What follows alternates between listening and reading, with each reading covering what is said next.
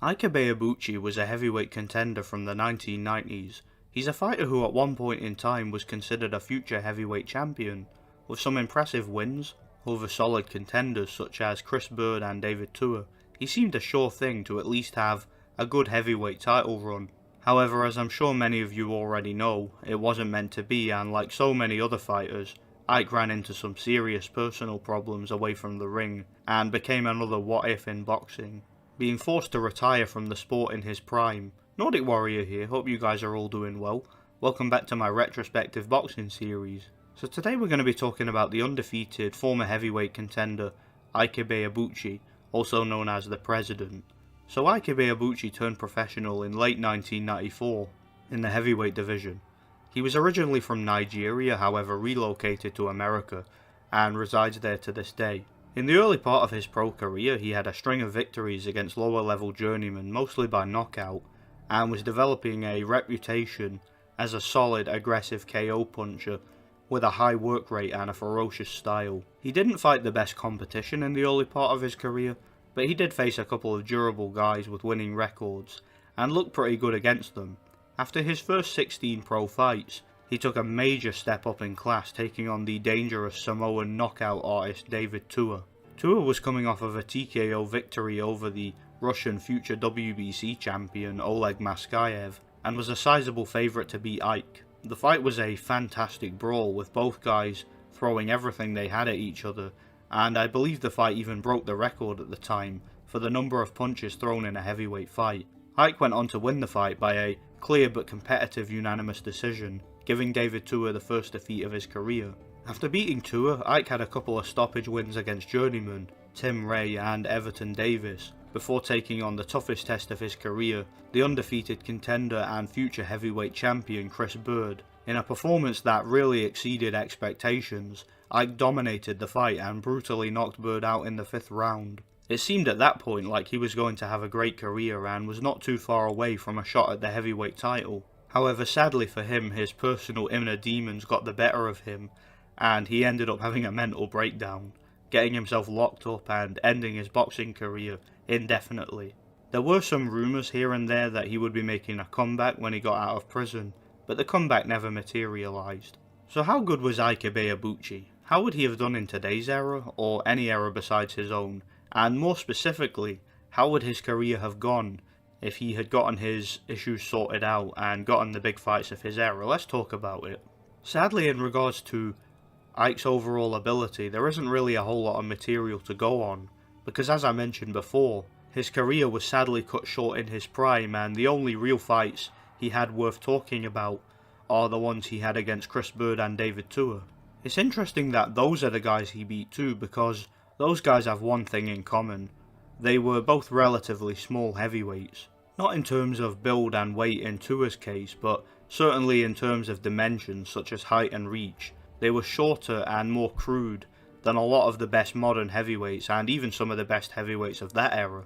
So we never really saw Ike fight a taller, elite level heavyweight, which he would certainly have had to do at some point. Based on his destruction of Chris Bird and the way he was able to outfight Tua, a lot of boxing fans seem to think that Ike would have beaten Lennox Lewis, and many fans think he would have beaten the Klitschko brothers.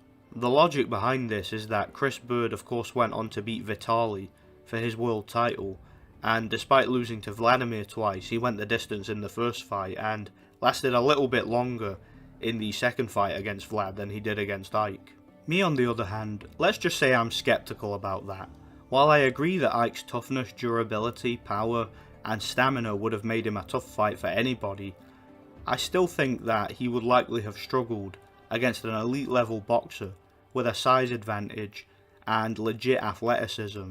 Say what you want about Lennox Lewis, but on a good night he was one of the most well-rounded heavyweights of all time. His punching power, physical strength and presence in the ring was phenomenal, and he also had the technical ability to back it up. I personally believe that Ike would have really struggled with the jab, length and boxing skills of Lennox Lewis, just like Tua did when he fought Lewis, and I would have actually favoured Lewis to beat Ike in dominant fashion. In regards to Vitali Klitschko, he may have lost to Chris Bird when they fought, but let's be honest guys, that loss was one of the biggest flukes in boxing history. Vitali was well in control of that fight until his shoulder went and he had to be pulled out in the corner.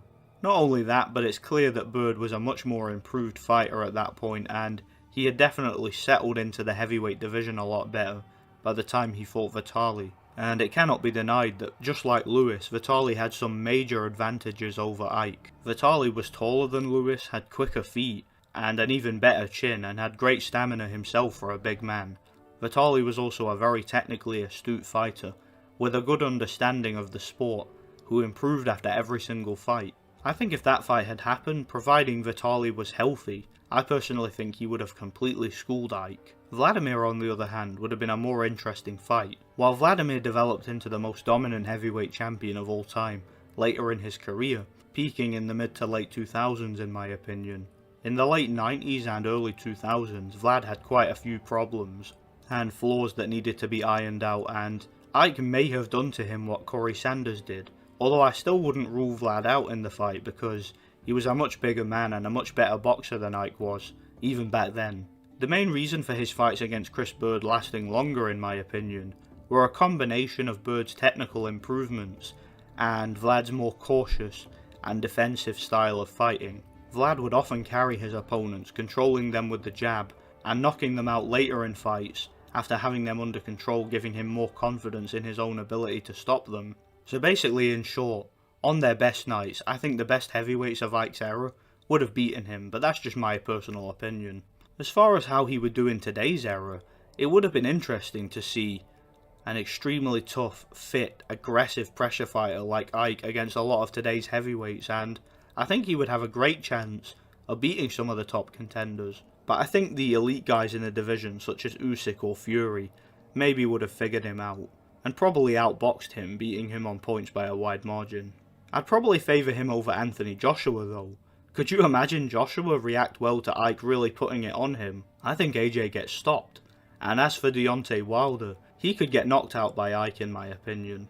In older eras of heavyweight boxing such as the 70s or 80s where most of the fighters were smaller, less athletic and more crude, Ike would have been an absolute nightmare for most of them in my opinion. So that's pretty much all I have to say about Ike Ibeabuchi. It's a shame we really don't have a lot of material to go on because I would really enjoy seeing how he would do against some of the world-class heavyweights with different styles, but unfortunately for us we just don't have the fights because they never happened. Thanks for watching guys, I really enjoyed talking about Ike Ibeabuchi. Let me know what you guys think, stay tuned for more retrospective boxing videos. Thanks for watching and God bless.